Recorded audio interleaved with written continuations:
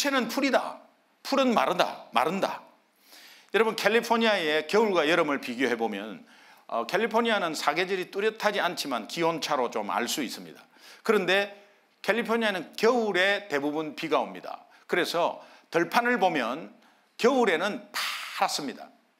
근데 여름이 되면은 누렇게 다 햇볕에 말라버립니다. 풀이라는 존재는 굉장히 나약하고 짧은 생애를 가집니다. 그러나 풀도 아름다운 때가 있고요, 꽃을 피우지만 금방 져버립니다. 그러니까 성경은 이 말을 왜 하느냐, 우리 인생도 이와 똑같다 이렇게 말합니다. 나이 어린 분이나 청년들은 아직까지 실감이 안 나겠죠. 그러나 풀의 꽃에 비하면 이제는 봉우리가 약간 생기려고 하는 그런 가운데 있는 것이죠. 그러나 풍파가 왔을 때, 또 바람이 세게 왔을 때는 떨어질 수도 있어요. 펴갖고 만개가 되어서 지 가지고 떨어진 때도 있지만, 내가 봉우리 맺히는 봉우리인데 나 활짝 피겠다, 그러고 나중에 활짝 뭔가 성공하는 시절이 있겠지라고 하지만 그렇게 못 피고 갈 수도 있어요. 인생이라는 것이요, 풀과 똑같다는 거예요. 인생 80 과정을 우리가 한번 생각해 볼 때 꽃과 같이 매력적이고 아름다운 나날들이 있습니다. 즐겁고 기쁜 날도 있습니다. 젊음의 풋풋함, 패기, 이런 것도 있습니다. 여성은 어떻습니까? 여성의 아름다움이 얼마나 아름답습니까? 여성의 아름다움도 있습니다. 이 아름다움을 자꾸 상기해가지고 그것 쪽으로 돌아가려고 애를 써도 잘 안 되는 거 아시잖아요. 그래서 보톡스를 맞습니다. 보톡스를 너무 맞아갖고 부어버려요. 그래가지고 이 연세 드신 탤런트들이 좀 이렇게 보톡스를 맞아갖고 얼굴이 팽팽하게 당겨졌는데, 어디 뭐 권투 시합하다가 10라운드 뛰었다가 두드리 맞은 사람처럼 얼굴이 부어 있어요. 그래도 옛날로 못 돌아가죠. 근데 이런 아름다움은 순간이죠. 아무리 아름다우려고 해도 이제는 시들어 가는 것이 인생입니다. 그러면서 성공하면서 사람들의 시선을 받은 적도 있습니다. 또 쌓아놓은 부가 있고요, 그 부가 나를 든든히 지켜준다 이렇게 생각하죠. 그 다음에 이제 자녀들의 자랑스러운 모습, 그러니까 인생을 마디마디 한번 이렇게 보면 아름다운 꽃을 피운 적이 있어요. 또 우리 젊은 친구들도 생각하면 조금 일이 잘 풀리고 기분이 좋았을 때가 있지 않겠습니까? 그런 것들이 있습니다. 그러나 하나님께서 말씀하시기를 어떤 것도, 이 모든 것도 다 떨어진다, 이 모든 것도 다 말라버린다 이렇게 말하고 있어요.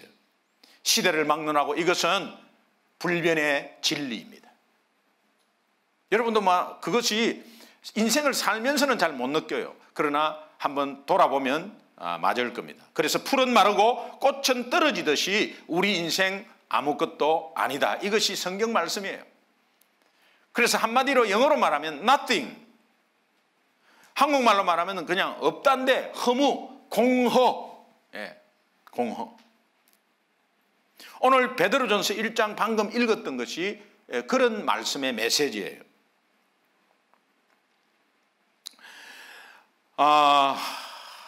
돌아가신 사람들의 유품을 정리하는 세일을 우리가 무슨 세일이라 그러죠?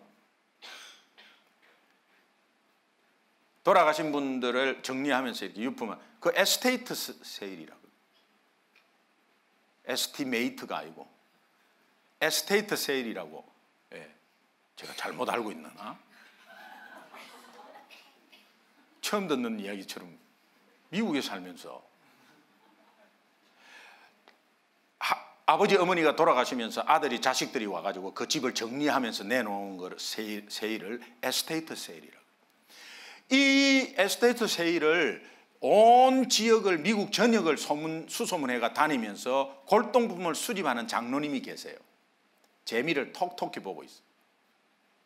근데 이 장로님이 어느 한 집에 갔는데 어느 한 노인이 돌아가셔갖고 자식들이 와서 이제 다 내놓은 거예요. 내놓는데 그 노인이 아마 귀하게 여긴 어떤 함 같은 게 있었는데 유리로 돼가지고 그 유리 안에 그 노인이 받았던 훈장, 상장, 뭐 기념패 이런 것들이 있었더랍니다. 그래서 젊었을 때 참 화려했겠구나. 이제 그런 마음을 가지고 이것도 한번 수집해볼 가치가 있지 않는가 해가지고 이제 자식에게 물어봤습니다. 팔라고 내놓은 거니까 자식에게 이거 얼마입니까? 그러니까 아무 망설임 없이 10불입니다. 그러더라고요. 10불이다. 그게 우리 인생 가치거든요. 참 우리가 그 정도밖에 안 되는데 이거 우리 비하시키려고 하는 것이 아니에요. 아무것도 없는 인생이에요.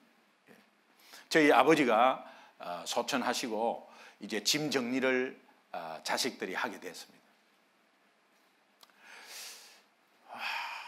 뭐 많더라고요. 제가 못 보는 것도 너무 많더라고요. 아버지가 이런 상장을 받았나? 아버지는 대통령 상장도 받고 국무총리 상장도 받고 무엇으로 받았냐? 새마을 지도자. 동네에서는 아버지 별명이 빗자루였어요. 그래서 우리 고등학교 때 친구가 빗자루 계셔? 빗자루였어요. 빗자루. 25년 동안 새벽 5시에 나와서 온 동네 길을 구석구석 다 쓰는 거예요. 그래갖고 새마을 지도자로 임명받고 그렇게 동네를 헌신하신 분인데 제가 해군 사관학교 면접을 볼 때 아버지 뭐 하시냐고 새마을 지도자입니다. 그거 됐어. 저에게도 그런 성실함과 건면성의 영향을 저도 좀 받았어요. 그런데 그렇게 열심히 살았던 그 아버지의 삶을 무시하는 것이 아니라 그것을 자식들이 그 삶을 킵을 해야 되는데 그 보니까는 뭐 그런 것들 많이 있더라고. 그거를 가지고 우리 집에 다 걸어 놓겠어요. 어떻게 하겠어요? 저는 미국에 사는데. 그래서 이것이 큰형님에게 제가 부탁을 했어요. 아버지 유물이니까 형님 좀 보관하세요. 그럼 내가 보관하지. 그러면서 다음에 가보니까 창고에 있더라고. 우리의 인생이 먼지가 뽀얗게 쌓이는 그들도 보지도 않아요. 대통령상 그때뿐인 거예요. 아이가 뭐 컴피티션에 나와가지고 막 뭐 좀 메달 땄으면 좋겠어. 그거 한순간이에요. 따고 나면 다 그냥 그렇잖아요. 우리 한국 사람은 어디 놀러 가고 매 사진 찍는 게 일이라. 왜냐면 이거 증거를 남겨야 되니까. 저희도 마찬가지예요. 파리에 갔는데요. 파리에 에펠탑이 있잖아요.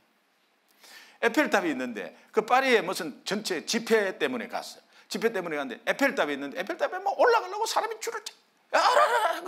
자 배경하고 한번 찍어. 그래서 왔어요. 그래서 에펠탑 앞에서 5분 있다 왔어.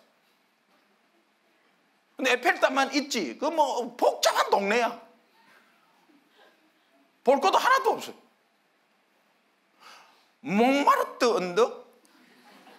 올라가다가 대 죽겠어요. 무슨 언덕에 뭐 그냥 그림 파는 사람만 많고 말이죠.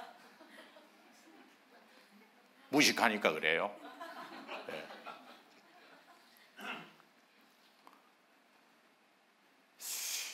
그 짐을 정리하는 그 가운데서 참 당사자는 굉장히 중요하겠죠. 소중하겠죠. 자식마저도 그렇게 생각하는데 제 삶에 다른 사람은 그거 누가 치주겠어요.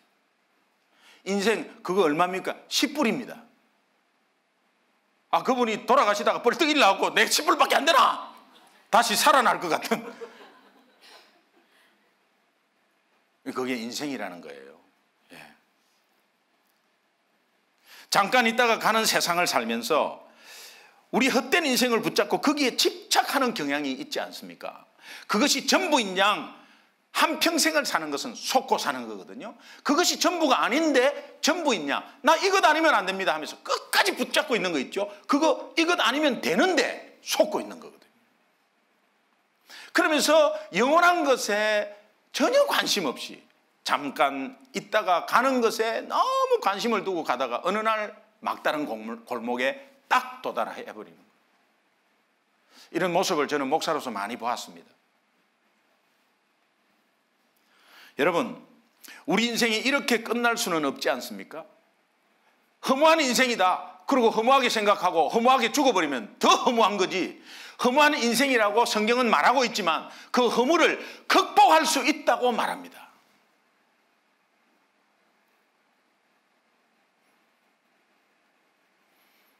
여러분, 열심히 노력해가지고 뭔가를 취했습니다. 취한 그 사람이 더 허무한 거예요.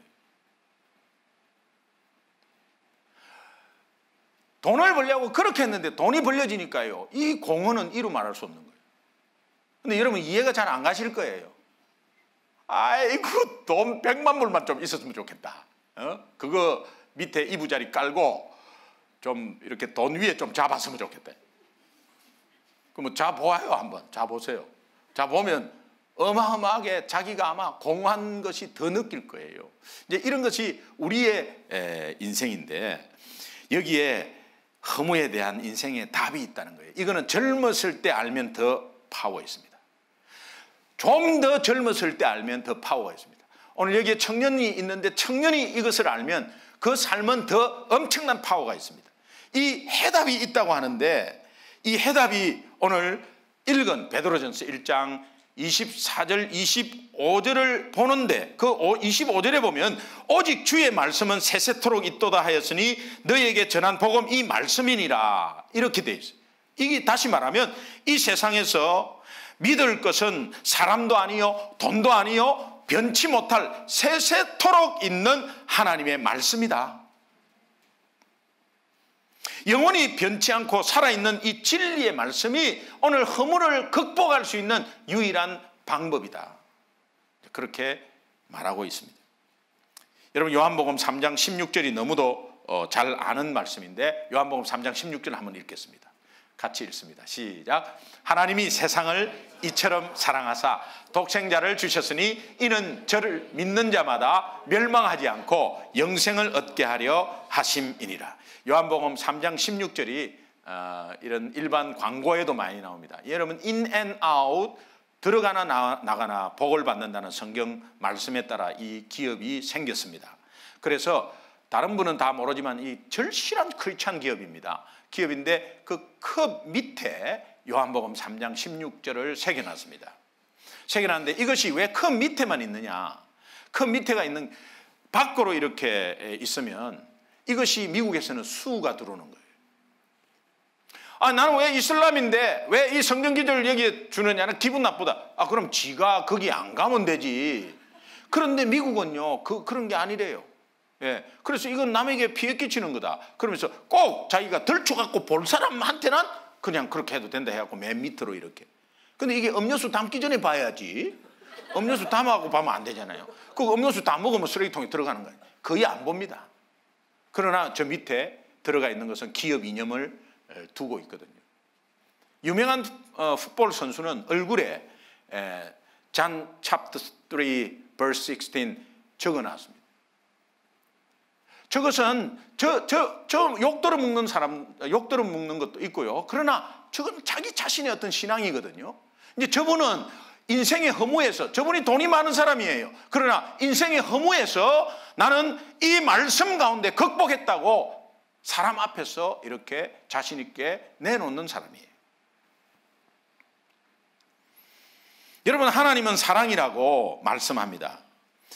하나님의 궁극적인 창조의 목적은 사람에게 있습니다. 왜냐하면 하나님이 사랑이니까 사랑의 대상을 만들었어야 돼요. 만들었어야 했어요. 그래서 모든 만물을 창조하고 맨 마지막에 사람을 창조했어요. 그 창조한 것은 모든 만물을 이 사람이 누리게 하고 그 다음에 하나님의 사랑을 받는 대상으로 세웠기 때문에 하나님의 창조의 궁극적인 목표는 아담이에요. 인간의 대표죠. 아담이에요. 그러니까 모든 사람은 하나님의 사랑을 받기 위해 태어난 소중한 존재입니다. 옆에 사람하고 한 번만 인사해요. 서로 이렇게 보면서, 당신은 소중한 존재입니다. 당신은 소중한 존재입니다. 이것도 당신은 소중한 존재입니다. 소중한 존재. You are so precious. 소중한. 다시 한 번 더 인사하겠습니다. 좌우로 보시면서 이렇게 아래로 좀 훑어봐요. 기분 나쁘게 이렇게 훑어보면서 와, 딱 귀하시네.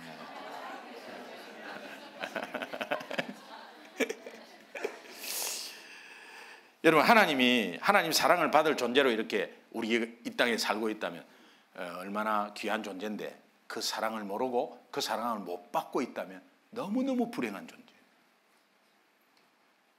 너무너무 불행해요. 육체의 질병은요, 약으로 치료할 수 있어요. 어느 정도.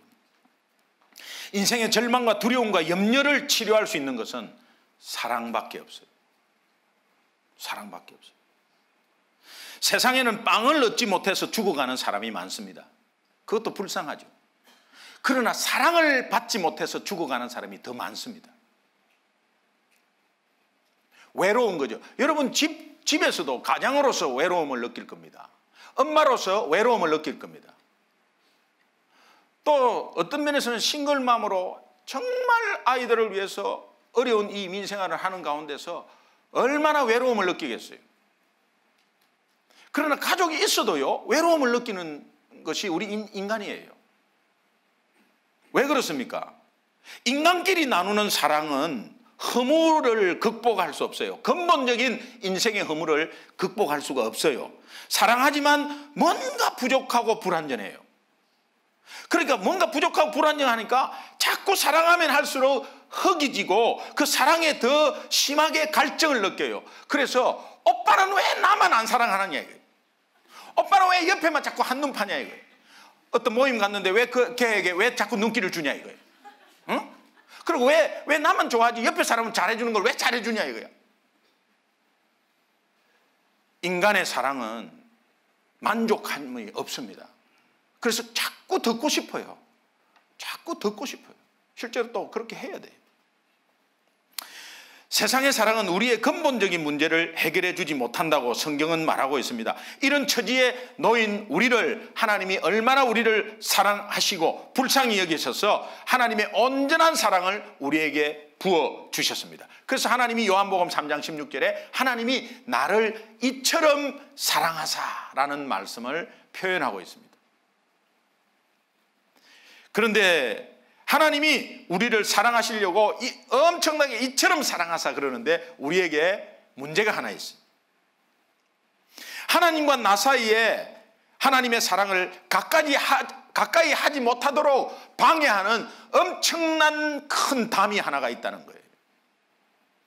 내가 아무리 하나님의 사랑을 받고 싶어도 그 사랑을 느낄 수가 없고 볼 수가 없고 믿어지지 않고, 내가 아무리 사랑을 받고 싶어도 그 사랑을 깨달을 수 없고, 하나님은 아무리 사랑을 주고 싶어도 그 사랑을 줄 수 없고 가로막혀 있는 담이 하나가 있다는 거예요. 그 담이 바로 죄라는 것입니다.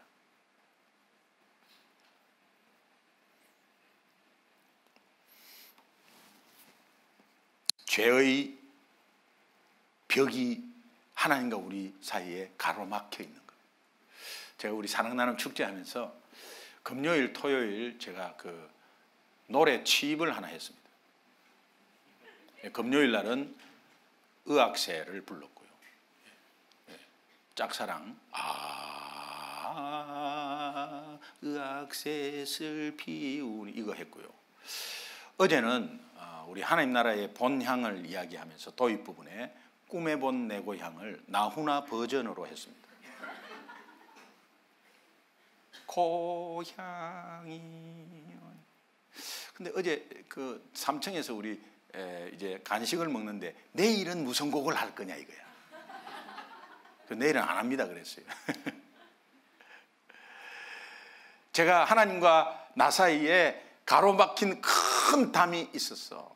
만나지도 못하고 사랑도 받지도 못하고 이렇게 생각하니까 또 노래 한 곡이 또 생각이 나요.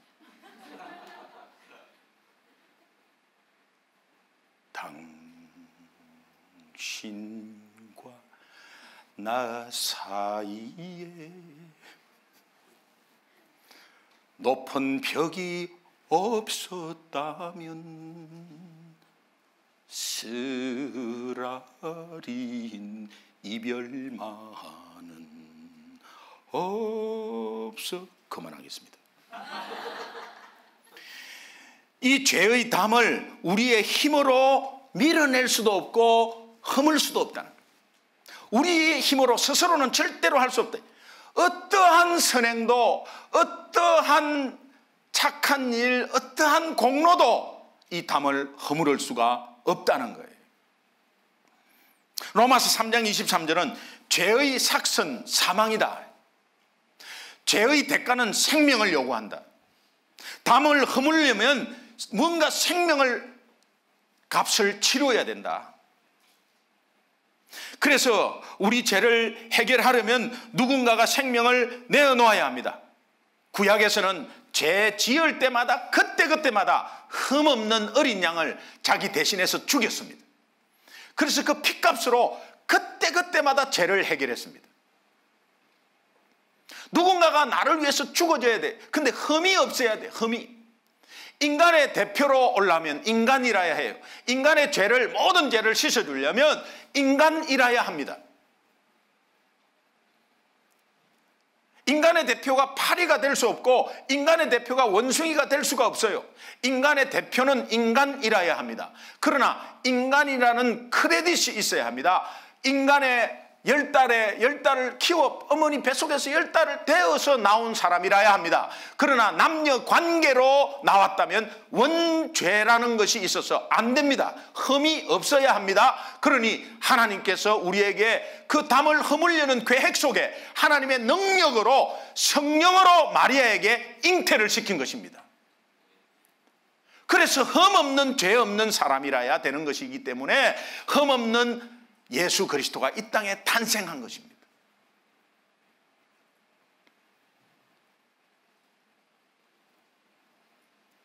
하나님이 유일하게 죄가 없다고 인정하는 예수 그리스도, 이분이 우리의 죄값을 치르기 위해서 십자가에 생명을 바친 것입니다. 그래서 단 한 번의 제사로서 모든 죄를 끝냈다. 구약에서는 죄를 지을 때마다 동물을 잡아야 돼요. 그것도 흠없는 동물을 계속 잡아야 돼요. 여러 수백 마리 수천 마리 내 인생에서 계속 잡아야 돼요. 그런데 하나님은 우리에게 온전히 완전히 한 번만에 죄를 없애주기 위해서 이 땅에 예수님을 보내주셔서, 그 예수님이 죄가 없습니다. 온전한 사람으로 오셔서 3일 만에 정말 십자가에 돌아가시고 생명을 대속해 주시고 3일 만에 부활하셔서 하나님임을 밝히 드러낸 것입니다. 이것이 성경에 나와 있는 복음의 말씀이에요.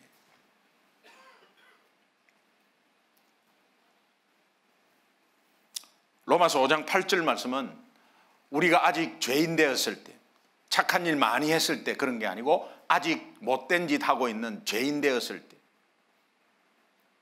하나님을 알지 못하고 하나님에게 삿대질을 하고 예수가 반미기 주냐고 하고 있을 때, 그때 그리스도께서 우리를 위하여 2000년 전에 이미 돌아가셨어요.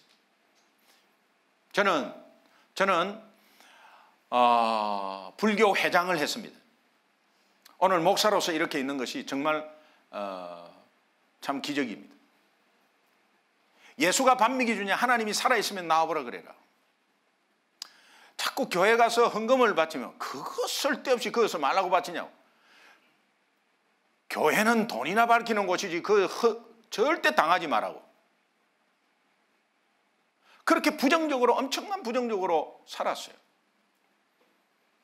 사람이 죽음에 막다른 골목에 오면요, 사람은 똑같아집니다. 죽음이라는 것이 눈에 오면 육신적인 모든 힘이 떨어지기 때문에 영이 밝아져 버려요. 영이 맑아져 버려요. 영이 맑아지니까 뭔가 보이죠. 뭔가 보이는데 영이 맑으니까는 악한 영이 보이는 거예요. 영이 맑으니까 하나님이 보이는 거예요. 그런데 건강할 때 예수 그리스도를 믿지 않고 있으면 어느 날 갑자기 육신의 힘이 하나도 없을 때 악한 영이 보이는 거예요. 자기가 지금까지 사로잡고 있던 악한 영이 보이는 거예요. 무섭다, 시커멓다, 저리 가라고 막 고함 지르고 난리 납니다. 그러나 예수 믿는 사람은 공통점이 있습니다. 환하다, 밝다, 천사가 온다, 하나님이 기다린다.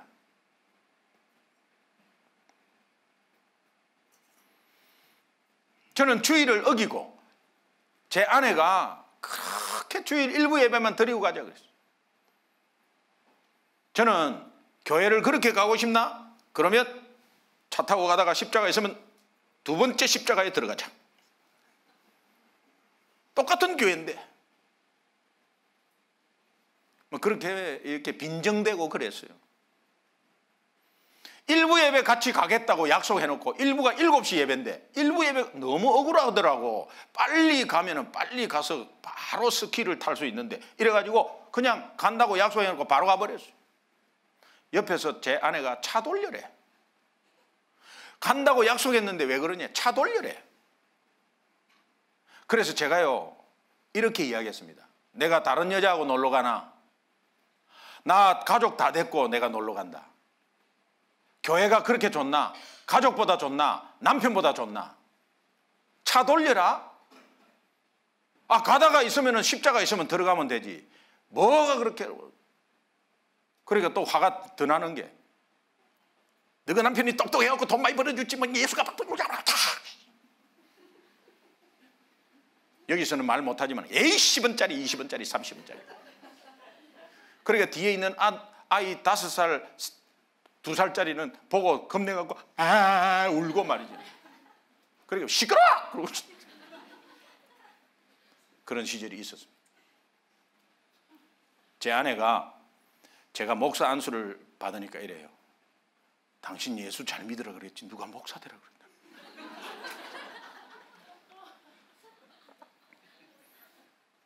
지가 전도하니까 그런 거지. 올 것이 왔어요. 저는 운전 잘했거든요. 근데 중앙선을 넘어온 상대방의 차에 의해서 정면 충돌이 일어납니다. 죽음이 눈앞에 있었어요. 방금 전에 예수가 밥 먹이 주냐, 하나님이 살아있으면 나와보라 그래라고 큰 소리 쳤던 것이 5분 전, 5분 후에 어떠한 일이 벌어질지 아무도 몰라요. 그런데 정말 당연히 지나가는 이 차가 내 앞으로 한 60km, 그러니까 한 40마일 정도, 그런 가운데 60km 정도에서 저도 60km, 상대방도 60km 팍 받았어요.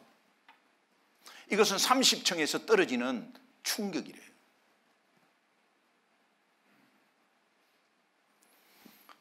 한 60도로 제 차를 콱 받으니까 제 차가 이렇게 밀릴 거 아닙니까? 뒤에 오는 2.5톤 트럭이 확 또 받아버렸어요. 샌드위치가 돼버려요. 옆에 있던 제 처가 휴지 조각같이 차 들어오는 바람에 제 처가 오른팔이 그냥 다 나가버렸어요.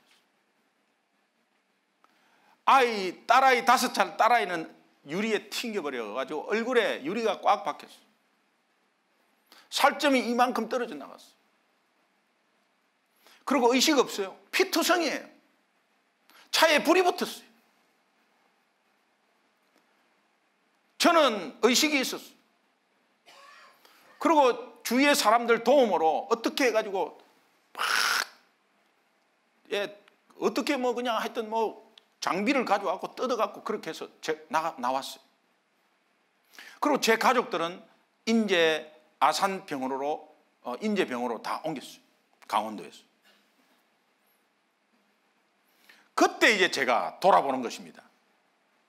만약에 제가 의식이 없었다면요, 재수 없어서 사고 났고 재수 있어서 다시 살았다 이렇게 했을 거예요. 예수 잘 믿는 사람은 의식 없게 만들고, 예수 안 믿고 반대하는 사람은 똑똑하게 다 보게 하는 거예요. 그러면 만약 하나에 한 사람이 죽으면 내가 지금 계속 우기가고 갔잖아요. 우겨갖고. 그게 나 살 가치가 없는 거예요. 그러면서 첫 번째 후회가 뭐냐? 에이, 싫어도 7시 예배 드리고 올 걸. 그럼 이 장소와 시간을 피했겠죠. 그런 후회가 이제 더 오기 시작하고, 그러면서 그 후회는 이제는 뭔가 잘못된 걸로 이제 바뀌기 시작하는데요. 그런데 내가 할 수 없잖아요. 지푸라기 하나 잡아야 되잖아요. 제 아내가 예수 믿잖아요. 하나님 믿잖아요. 그러면 내 아내가 믿는 하나님이 살아계신다? 분명히 살아계시면 내 가족 살려주세요. 이렇게 했어요. 근데 내 마음속에 딱 오는 것은 안 살려줘 임마 이러더라고요. 그건 우리 인간적인 생각이죠. 사실은 우리 같으면 안 살려주죠.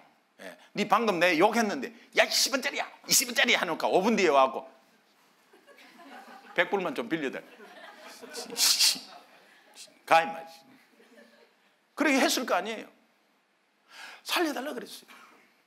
그러니까는 뭐 그냥 옛날에 잘못한 것이 크게 하나 딱 생각이 나더라고요.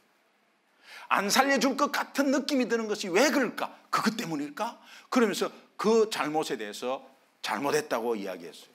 그리고 살려달라 그랬어요. 그러니까 또 하나가 또 생각이 나요. 그리고 또 그거 잘못했다 그래요. 또 하나 생각, 그거 잘못했다. 이렇게 굵직굵직한 걸 막 받아내더니, 그러면서 이제 제가 현장에서 벗어나서 이제 병원에 갔더니 뭐 의식도 없고, 강원도에서는 못 고친다 그러고 빨리 서울의 큰 병원에 가.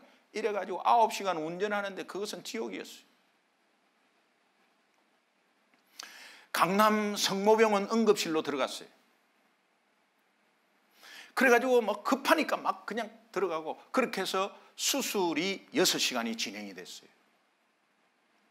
저는 밖에 서가지고 하나님 살려주세요, 하나님 살려주세요, 하나님 살려주세요, 하나님 살려주세요, 하나님 살려주세요. 6시간 뒤에 의사가 나왔습니다. 그래서 선생님 어떻게 됐습니까? 그러니까 이 의사가 가족 3명은 일단은 생명에는 지장이 없습니다. 생명에는 지장이 없습니다. 그 말을 딱 듣는 순간 그 의사한테 이랬어요. 하나님 감사합니다. 그 의사가 에? 그러고 나서 얼굴이 찹찹해지는 걸 느꼈어요. 그리고 얼굴이 찹찹해지면서 내 몸이 붕 뜨면서 새카매졌어요. 나 가족 살렸으니까 다 됐다는 생각에 그냥 축 처지면서 굉장히 추웠어요. 갑자기 추웠어요. 그러고 뜨는 가운데서 그냥 새카매졌어요. 그러니까 의사 앞에서 제가 팍 쓰러진 거죠. 이 사람 보호자가 왜 이래? 그러니까 나중에 운전한 사람이다라고 알았어. 그러니까 의사가 그냥 이 CT 촬영하고 막 MRI 막 넣은 거예요. 옷이 안 벗겨지고요. 부어갖고. 그 다음에 제 얼굴이 처음에는 굉장히 뚱뚱했대요. 뚱뚱하지 않았거든요. 부어갖고. 그러고 나중에 보니까 뭐 오른손 세동각 나고 대퇴부 여기 다 나가고 이러는데 여러분 15시간을 뛰어돌았어요. 응? 그리고 오른손 세동각 나는 거를 갖다 2살짜리 아들을 안았습니다. 안아가지고 막 뛰었어요. 거기 강남 성모병원 응급실이 지하에 있고 원무과가 1층에 있어. 이 돈 내고 와야 또 해주고 하는 게 있었어. 그거 돈 내고 원무과 이래가고 또 계산하고 돌아가고 영수증 갖다 주고 막 이랬어. 여러분 발가락만 조금만 삐어도 여러분 어떻게 그래? 이렇게 하는 거예요. 그런데 이게 다 부러지는데 말로 설명도 할 수 없고요. 의사도요 깜짝 놀래버려요. 그러고 나서 그냥 온데 다 이래가지고 누워있는데 눈을 딱 뜨는 순간 우리 가족이 딱 보이는 거예요. 내가 입원을 시켰는데 이 가족이 다시 살아나갖고 나를 보고 있는 거예요. 헷갈리지 않겠어요? 근데요 우리 아이가 109반을 얼굴에 키웠는데요 나중에 알고 보니까 이 쇄골도 다 부러졌어요. 온통 몸 미라같이 통기부서 해가지고 눈만 빵꼼 내 있는데 눈물을 뚝뚝 흘리는데 딸이 아빠를 얼마나 좋아했는데 그런 가운데서 우리 가족이 살았다는 것만 딱 보니까 하염없이 눈물이 흐르는데 그때 하나님은 살아계시구나. 여러분 꼭 이런 사고가 나야 깨닫나 이 말이야. 바보 멍충이 아니겠어요?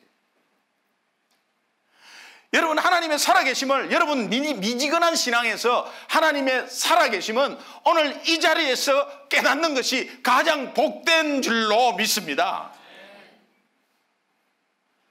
그렇게 해서 제 삶이 변하기 시작했어요. 사람이 죽음 앞에 오니까요 아무것도 욕심이 없어요. 저를 받은 사람이 8대 조항에 걸려서 구속됐어요. 중앙선 침범해서 받았잖아요. 저는 아무 잘못이 없어요. 저에게 합의하러 왔어요. 가족 다 다쳤으니까 그 당시로 7억을 받아야 된다. 변호사 친구가 7억이면 충분하다. 그 7억 달라 그래라. 그래서 제가 처음에 10만 원 썼어요. 10만 원 썼어요. 그 아들이 와갖고 다시 써달래. 다시 써달래. 저는 예수 믿고 우리 가족 다 살아서 아무것도 바라는 게 없습니다. 그러니까 그냥 10,000원 쓸라 하다가 그냥 10만 원 씁니다. 그래도 안 믿어준대 이게. 그렇다면 제가 사인하면 되잖아요. 그러니까 그래도 우리 양심에 안 된대요. 그 사고 난 그 당사자 아들이.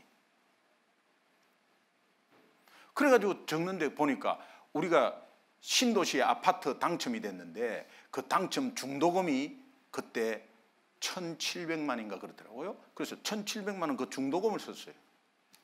그래서 사인했어요. 그분이 캐톨릭이었는데요.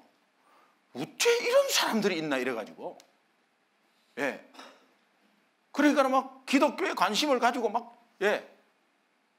그래가지고 제가 그 하나님 만난 거에 대해서 뭐를 알겠어요? 성경을 알겠어요? 휠체어를 타고 이제 휠체어를 타고요. 아무것도 성경에 대해서 아무것도 몰라요. 그런데 막 환자한테 들어가갖고 저는 교통사고 나서 이렇게 됐는데 예수 믿었습니다. 당신도 예수 믿으세요. 이러니까 막 울어. 아니 그게 뭐가 울 일이야? 근데 막 울어요. 나도 예수 믿겠다고. 그래가지고 막 어떤 데는 막 들어가자마자 바로 쫓겨났어요. 들어가 보니까 산부인과라. 그래가지고 막 바로 여기 오면 안 된다고 막 바로 쫓겨. 여러분, 우리 모두는 육신의 죽음 뒤에는 죗값을 치르고 분명히 영원한 멸망의 길로 가버립니다. 이 세상에서 예수 모르고 하나님 모르고 하나님의 사랑을 못 받으면 그냥 그렇게 가버리는 거예요. 너무 허무하죠. 단테의 신곡에 보면 지옥의 문 앞에 이렇게 서 있답니다. 이 문으로 들어가는 자는 희망을 버릴지어다. 아무 소망도 없고 희망도 없다는 거예요.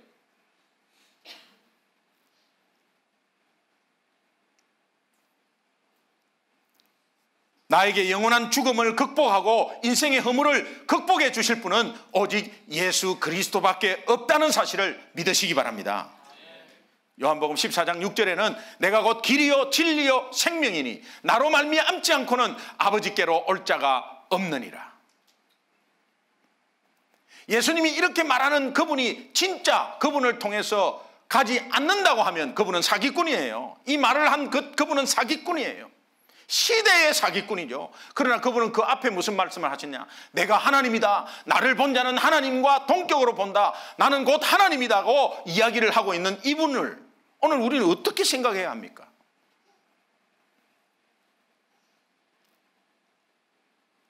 제가 지금까지 저는 인생은 마르는 풀이요 잠깐이요 떨어지는 풀의 꽃과 같은 덧없는 것이라고 말씀을 드렸습니다. 이 덧없는 인생을 극복하기 위해서 하나님은 우리를 사랑하셔서 자기 아들을 보내시고 단 한 번의 제사로서 그냥 흠없는 죄 없는 예수 그리스도를 십자가에 죽였습니다. 이것을 단 한 번에라는 신학 용어로 atonement라고 그럽니다. At one moment.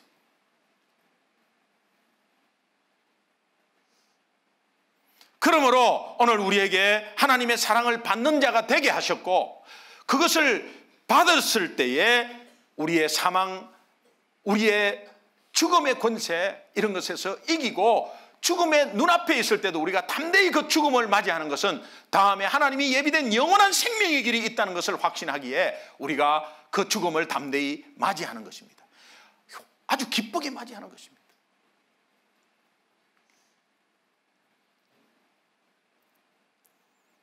하나님의 사랑을 내가 어떻게 받을 수 있을까? 영원한 생명을 내 것으로 어떻게 믿을 수 있을까? 요한복음 3장 16절은 그를 믿는 자마다 이렇게 돼 있어요.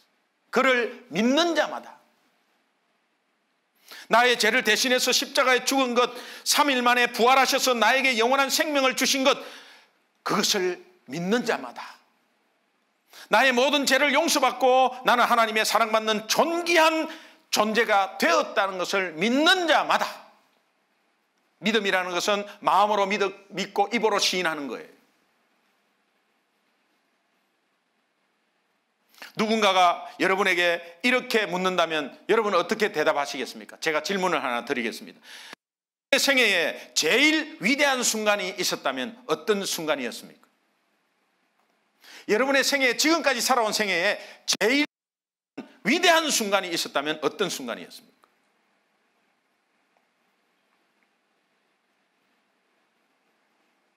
그 순간은 내가 하나님의 사랑을 받은 존귀한 존재로 깨닫는 순간, 그 순간이 오늘 이 시간이 됐으면 좋겠어요. 여러분을 낳기 위해서 하나님은 산고의 고통이 있었습니다. 십자가의 고통이죠. 하나님이신 그분이 인간으로 오셔서 인간을 구원하려고 하는데 인간에게 침뱉음을 받았습니다.